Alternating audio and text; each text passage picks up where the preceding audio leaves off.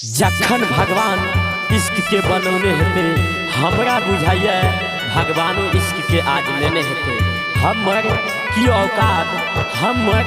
औकात इश्क तो उनको कर लेने हेते, इश्क तो उनको कर लेने हेते।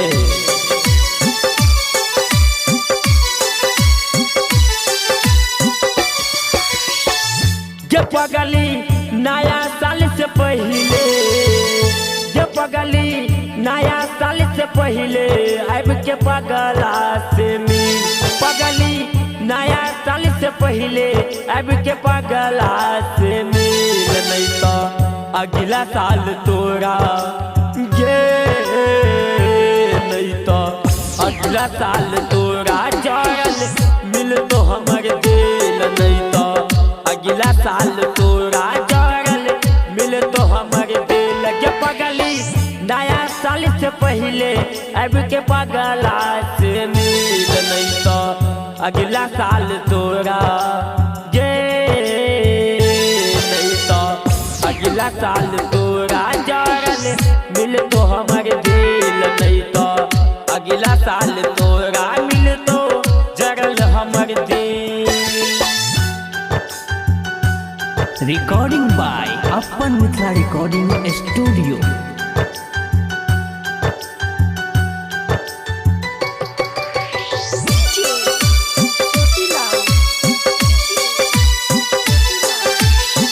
सबके जान मिलल ये प्यार सब करे छे, हमारा से तू किया मुँह फेर के जाए छे।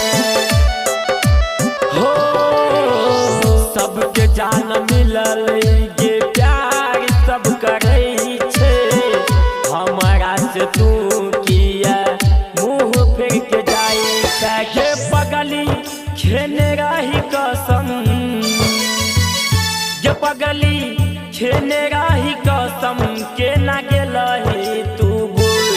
नहीं तो अगला साल तोरा गे, नहीं तो अगला साल तोरा मिल तो जरल हमर दिल।